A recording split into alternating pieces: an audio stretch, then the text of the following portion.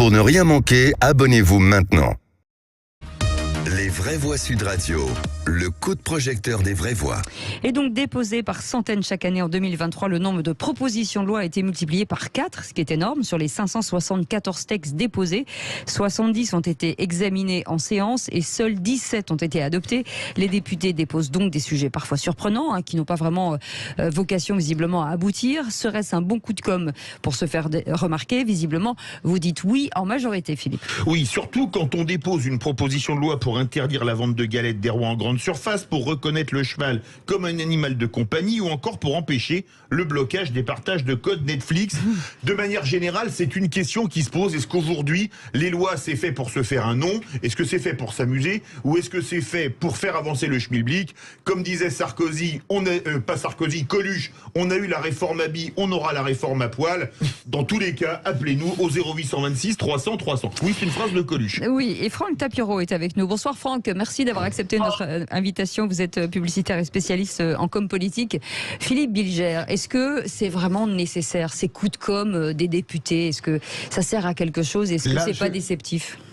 D'abord, je suis ravi. Franck Tapiro avait été annulé, je crois. Il était venu récemment et on avait dû. Et il nous avait manqué. Et il a la chance de l'avoir. Voilà. Alors, comment dire évidemment, on peut trouver parmi les propositions de loi des propositions de loi farfelues, incongrues, qui permettent simplement à celui qui la propose de se faire connaître comme député. Mais derrière cela, je vois tout de même une opportunité de liberté et l'occasion de desserrer un peu ce que la Constitution de la Ve République a permis, cette sorte de rationalité parlementaire qui fait que le pouvoir exécutif a la main, que les projets de loi ont une emprise très forte sur la vie parlementaire, et donc j'exclus les propositions farfelues, mais je pense qu'il n'est pas inutile tout de même de permettre à des députés, inspirés par des idées valables, de pouvoir formuler des propositions de loi dans les quelques intervalles que le parlementarisme rationalisé leur laisse. Virginie. Je vais mettre un petit bémol parce que je pense que vraiment nous sommes dans un pays qui légifère beaucoup trop. Donc je crois qu'on a une surenchère de lois, de propositions de lois, enfin déjà les lois en général et puis des propositions, alors là n'en parlons pas. Et je pense quand même que ça c'est la remarque numéro 1, on légifère trop, faisons plutôt appliquer les lois. Voilà. Moi je pense qu'on a un problème d'exécution, on a énormément de lois déjà votées qui, si elles étaient appliquées, résoudraient énormément de problèmes dans notre pays. Donc la surenchère de lois me pose un problème, point numéro 1. Point numéro 2, je l'avais proposé modestement, on devait être en 2016 dans la primaire de la droite. Je trouvais qu'il y avait peut-être une suggestion, c'est d'éviter que les lois ne portent le nom des personnes, des ministres ou des députés qui le font souvent par ego personnel pour avoir une loi qui porte leur nom. Et je pense que si on n'accolait plus le nom, d'ailleurs vous savez qu'en fait ça c'est un abus de langage puisque une loi porte pas le nom de la personne, mais les journalistes font des raccourcis et on parle de la loi Leonetti ou la loi Tartemol ou la loi El Khomri, etc. Exactement. Et je pense que si on avait pris collectivement l'habitude de ne pas citer les noms, on aurait peut-être un peu moins de surenchère législative et du coup, pour moi, un peu plus d'efficacité dans l'exécution plutôt que de vouloir des projets de loi qui derrière, en plus, pour beaucoup, sont pas appliqués. Et si cette loi passe, Virginie, elle portera pas votre nom. Voilà, exactement. Et je ne revendiquerai pas qu'elle le fasse. Alors, bon, effectivement, à part quelques propositions de loi farfelues dont on a parlé, moi je suis plutôt d'accord avec Philippe Bilger, parce que la fonction du député, outre le fait de représenter le peuple à l'Assemblée nationale, c'est quand même aussi de proposer des lois, de s'exprimer, de faire preuve parfois de créativité, qui font avancer les choses. Et moi je trouve que c'est bien que les députés puissent avoir ce droit. Je trouve qu'il ne faut pas empêcher les députés de proposer des choses pour la vie quotidienne des Français, pour le pouvoir d'achat, pour la sécurité. Je trouve que c'est important. Et moi, je ne suis pas du tout contre le fait qu'on puisse associer le nom d'un député. Au contraire, je trouve ça plutôt noble. Je veux dire, on parle bien, même si on parle de l'avortement, on parle bien de la loi Veil pour l'anti-avortement, oui, des choses pour l'avortement. Donc moi, je suis favorable à cette expression démocratique député, parce que imaginons qu'on bloque un peu le droit des députés à faire des lois, poser des lois. Là, on dirait que le Parlement serait bâillonné, vous voyez, qu'il y aurait une sorte d'autorité du pouvoir exécutif. Donc moi, je suis contre. Alors maintenant, il y a autre chose aussi. Est-ce que des fois, les députés ne sont pas peut-être cornaqués par des conseillers de partis ou des conseillers en communication pour essayer de lancer un débat? Vous voyez, il y a des fois des députés qui lancent des projets comme ça, des idées, finalement, en sachant que le projet n'ira pas loin. Mais ça permet de lancer des débats. Je sais qu'il y avait un débat, là, je crois, par le patron du groupe, pas le patron du groupe Renaissance, mais le patron d'une commission, la Sacha Houillet, qui a voulu lancer un débat sur l'immigration, qui a lancé une sorte de projet de loi, etc., sur la sécurité de l'immigration. Mais finalement, c'est un petit peu pour lancer une idée, quoi, mais pas vraiment pour faire les ballons d'essai. Voilà. D'ailleurs, après cette conférence, on aimerait bien lancer le débat. Bien sûr. Franck Tapiro. Alors, ça va être vraiment question pour un champion ce soir, parce qu'il y aura un vrai 50-50. Je suis évidemment de l'avis de mon amie Virginie, pour plusieurs raisons. D'abord, la première raison, c'est qu'on n'arrête pas de se plaindre, et d'ailleurs je le fais souvent à votre antenne, du manque de sens de l'action politique, on va dire même du sens même de la politique tout court depuis quelques années. On voit bien qu'il n'y a plus de vision, pratiquement plus d'ambition. Je vous mets au défi d'ailleurs d'expliquer aujourd'hui à des jeunes ce que ça veut dire être de gauche et être de droite. Si c'est être comme Mélenchon, comme Marine Le Pen, je pense qu'on va être vraiment très très loin du compte. Donc aujourd'hui, on a ce besoin de sens, cette quête de sens. C'est pas en faisant faire n'importe quoi aux députés, qui, je vous le rappelle, parce que j'ai été aux législatives, donc si j'ai été député aujourd'hui, je vous dirais exactement l'inverse de ce que vous venez de dire, c'est que non, moi j'y vais pour représenter d'abord ceux qui m'ont élu, premièrement, et deuxièmement, faire en sorte que même si je veux créer un débat, il ait du sens et qu'il soit surtout débattu par le plus grand nombre. Mais regardez les chiffres sont terribles. 97% de rejet. Donc ça ne veut pas dire que de temps en temps, il y a une bonne idée. C'est-à-dire que la majorité, c'est n'importe quoi. Donc encore une fois, dans l'intention, je peux imaginer, si les gens étaient aussi intelligents qu'à l'époque, en politique, s'il y avait une vraie volonté par leur ego et leur mise en avant, je serais d'accord avec vous, mais regardez le résultat. Il n'y a rien qui ressort de cela. Donc ça veut bien dire que même si on peut imaginer que, bien entendu, un député prenne la parole pour proposer, créer un débat, mais il faut que le débat soit bon. Et fortiori, ils sont complètement nuls, puisque 97% sont rejetés. Donc, moi, de grâce, j'aimerais qu'on réinitialise, qu'on redise ce qu'est député. C'est une représentation, d'abord, d'un territoire, mais c'est surtout créer un débat utile pour tout le monde et, je l'espère, discuter au sens grec. C'est-à-dire qu'il y a au moins une partie de l'Assemblée pour, une partie de l'Assemblée contre. Là, il n'y a rien du tout. Franck Tapiro, je rebondis sur ce que vous dites et ce que vous dites, René Chiche. Créer un débat, faut-il encore que l'Assemblée soit pleine? C'est-à-dire que faire des propositions de loi quand il y a 4 personnes dans l'Assemblée, ça n'a aucun intérêt, en fait. C'est ça aussi le problème. Et est-ce qu'il ne faudrait pas aussi obliger de dire que l'Assemblée, quand on fait une proposition et qu'on veut créer un débat, il faut que l'Assemblée et que toutes les parties soient réellement représentées? Sinon, c'est quoi l'intérêt? Franck Tapiro? C'est vraiment là-dessus de ce que je viens de dire, c'est qu'aujourd'hui, vraiment, on a l'impression qu'en fait, les personnes sont même plus dans une majorité ou dans une opposition, même plus dans un parti. Ils sont seuls. Ce sont des égos additionnés à d'autres égos. Donc moi, je suis complètement d'accord avec vous. Il devrait y avoir une forme de collectif, même quand on n'est pas d'accord. Surtout quand on n'est pas d'accord. La raison d'être de l'Assemblée nationale, c'est justement exposer les idées pour avoir une contradiction ou alors une adhésion totale, mais qui est un débat constructif. Parce que parfois, même si un projet de loi n'est pas accepté, le débat est formidable, on apprend. L'opposition peut apprendre aussi. On a malheureusement des oppositions, vous le savez très bien, et Virginie le sait, qui votent par principe contre, même quand ils sont pour, à 200% pour ce projet de loi. J'ai vu nombre de députés de gauche et de droite voter contre des projets de la partie adverse alors qu'ils étaient complètement pour depuis des années et des années.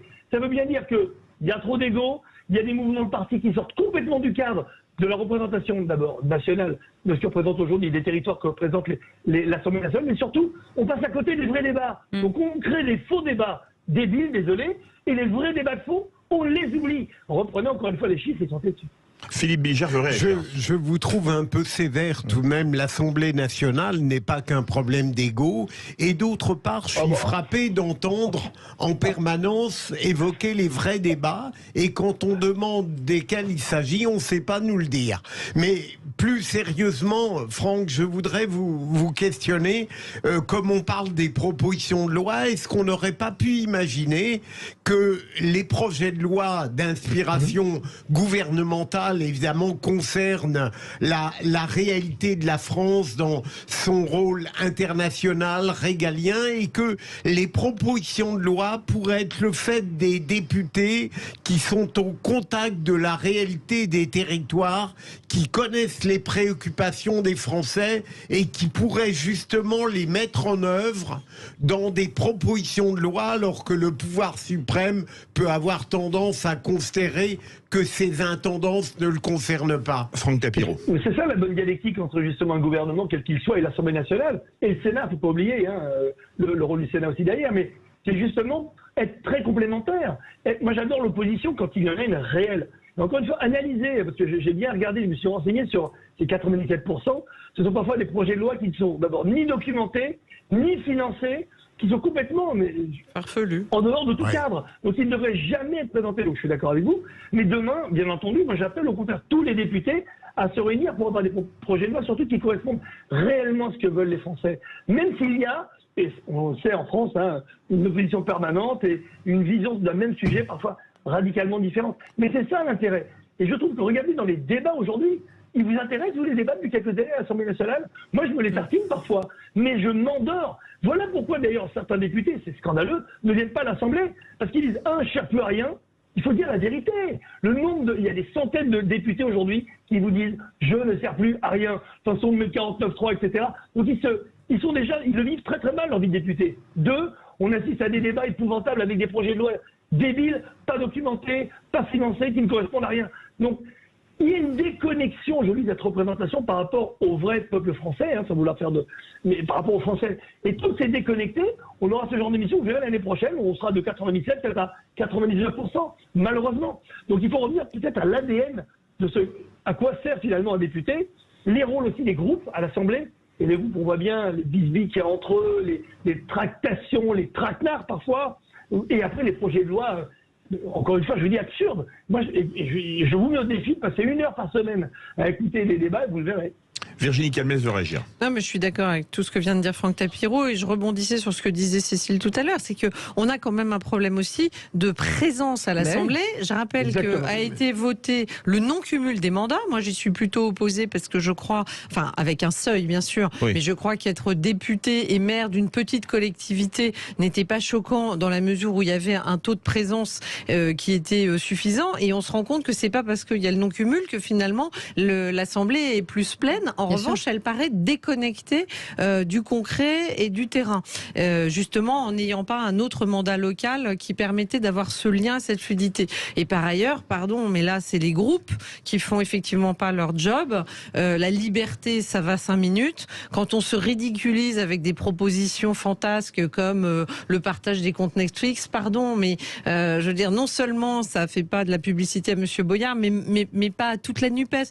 Donc il y a un moment donné où je crois quand même, et notamment les partis de gouvernement, que c'est là qu'ils doivent agir. Il faut qu'il y ait des présidents de groupe qui évitent évidemment d'avoir des propositions de charlots qui, du coup, dénaturent totalement la fonction et donnent à la France entière un triste visage de la politique et de l'Assemblée nationale. Notre vraie voix du soir est avec nous. Céline, rebonsoir.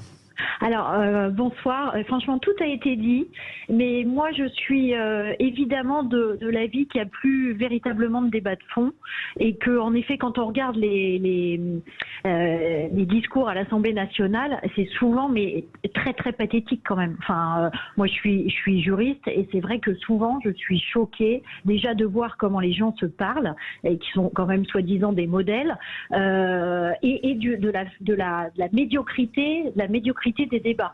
Donc, alors après, on peut toujours se dire qu'on a, entre guillemets, les législateurs qu'on mérite, puisque ces gens-là ne sont pas là par hasard. Ils ont été élus et que finalement, c'est peut-être le reflet de la société qui aujourd'hui ne sait qu'aboyer les uns sur les autres et avec un niveau de réflexion proche du néant. Franck Tapiro, c'est quand même assez dur, un niveau de réflexion proche du néant. C'est dur, mais est-ce que, quelque part, qui aime bien châtie bien dans les propos de Céline? Non, je suis désolé, c'est ce que je l'ai dit tout à l'heure, ce qu'on partage pratiquement tous quand on s'y intéresse vraiment. Écoutez les propos, écoutez même la façon de s'exprimer. Moi, je m'intéresse à ça parce que c'est aussi mon métier, la communication. Mais la plupart de ces députés, déjà, ne savent pas s'exprimer en public. C'est quand même incroyable. Alors, ils peuvent parfois bien préparer leur dossier, pour la plupart, et je vous dis très très peu, mais même quand c'est bien préparé, regardez la problématique qu'ils ont à s'exprimer. C'est de la communication, mais c'est surtout créer de l'émotion, créer d'ailleurs de l'adhésion, ou créer de la controverse. C'est ça le talent. Il n'y a plus de talent. C'était médiocre à l'époque. Aujourd'hui, je vous dis, c'est carrément nul. Il faut le reconnaître. On prend toujours les mêmes députés, d'ailleurs, qui font leurs envolées lyriques. Ils ont même leur chaîne sur YouTube, etc. Mais il y en a 1, 2, 3. Il y en a très très peu. Donc ça montre quoi? Ça montre que non seulement il n'y a plus de sens, non seulement il y a de la violence, parlons-en. Regardez comment ils se parlent. Et les bras d'honneur, et les insultes et les noms d'oiseaux. Moi, j'appelle ça le cumul de mandales. À défaut d'avoir un cumul de mandats. René Chiche, qui apprécie le jeu de mots. Oui, énormément. Non, mais j'apprécie aussi Franck Tapiro. Moi, je trouve que c'est quand même extrêmement pessimiste, le discours que vous avez, parce que moi, j'ai quand même plus... Non, mais excusez-moi, je vais prendre la défense de Franck Tapiro. Non, mais c'est pas... Rappelez-vous, dans les années 70, rappelez-vous comment étaient les députés. Moi, j'ai vu une photo il y a quelques jours de Marchel Lajoie. J'ai pas pu placer une phrase. Mais c'est un cliché. J'ai pas pu placer une phrase. Non, mais...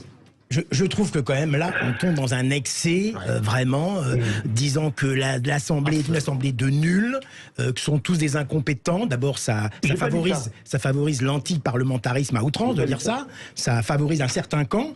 Il y a des excès parfois, effectivement. En particulier actuellement, chez qui? Chez LFI, il faut bien le reconnaître, c'est surtout eux qui sont vexés. Les autres partis ont parfois des défauts, etc. Mais Europe Écologie Les Verts aussi. Oui, un peu, oui, c'est vrai. Aussi Sandrine Rousseau, on peut dire qu'elle n'est pas régulièrement dans la mesure. Attention, Sandrine Rousseau, que je n'approuve pas vraiment, elle a quand même ses convictions, elle a un discours qui est quand même plus structuré qu'un Louis Boyard, par exemple, vous voyez, à mon avis, son opinion. Mais maintenant, on dit que les députés ne sont pas toujours présents à l'Assemblée, mais il faut peut-être aussi croire que les députés sont parfois dans leur circonscription. Ils ont le droit d'être dans ces circonscriptions. Et en plus, les grands débats de l'Assemblée nationale... Regardez LCP ou vous regardez les chaînes, vous voyez le nombre de fois où l'Assemblée est vide, quoi. Oui, mais il y a aussi, excusez-moi, mais à l'Assemblée, il y a aussi beaucoup de travaux en commission. Et quand on vote des lois à 4h du matin, enfin non mais attention, il y a aussi les commissions, je connais aussi un peu. Moi, quand j'étais à la 5e, on faisait une émission qui s'appelait la journée du Parlement, il y a des commissions qui travaillent du matin au soir, faut pas croire. Et en plus, les grands débats dont on parle à l'Assemblée, c'est souvent sur des sujets sociétaux. Je sais pas si vous vous souvenez, la loi sur la loi Veil, la loi sur le pacte. C'est souvent sur des débats sociétaux qu'il y a des grands débats. On va pas avoir un grand débat sur le transport, où là, par exemple, il y a un député Renaissance qui a fait une loi très axée sur la vie quotidienne concernant les squatteurs et le logement. Bah, c'est un député qui est pas très connu, qui a fait une loi qui va œuvrer pour la vie quotidienne. Moi, par contre, avec tout le respect que j'ai pour Franck Tapiro, qui est un excellent professionnel dans son domaine, je ne suis pas du tout d'accord dans ce discours anti-parlement, anti-député. C'est tous des nuls, ils n'ont pas le niveau. Anti-parlementaire. Un peu catastrophique. Excusez-moi, je n'ai jamais dit ça, c'est exactement l'inverse que je dis. C'est un discours pour dire, au contraire, revenons à la vraie Assemblée, revenons au vrai sens de la représentation nationale. Oui, mais vous dites qu'actuellement, c'est des nuls. Vous dites qu'actuellement, c'est des mauvais. Mais il y a des propositions de loi qui sont terribles. J'ai dit tout à l'heure, aujourd'hui, la médiocrité est absolue et il y a une nullité phénoménale. La preuve, ce chiffre de 97% est non seulement un signe, et deuxièmement, regardez, comme je le fais de temps en temps, regardez les débats, regardez le niveau des débats, regardez la violence. Quand on a une telle violence, c'est qu'il y a, oui, une copie à revoir totalement, de A à Z, dans la décence, dans le comportement. Non mais excusez-moi, les débats au Parlement ont toujours été violents. Les débats au Parlement ont très souvent été violents. Mais oui, d'accord, mais il n'y avait pas cette teneur et cette violence particulière. Rappelez-vous, la dernière fois qu'on a vu, il y a 50 ans, quelque chose de très violent, c'est malheureusement Simone Veil qui s'est fait insulter de tous les noms, et de salope, et de traîner pour le vote de l'IVG. Il y avait une chance à l'époque, c'est qu'elle n'était pas dans la surenchère, elle laissait parler, elle calmait le jeu, elle y allait. Aujourd'hui, prenez le même débat déplorable. Prenez le même débat aujourd'hui, mais ça finit avec des jets des hurlements et des bagarres. Encore une fois, il y avait... quand on était insulté à l'époque, il y avait une certaine élégance, une certaine classe.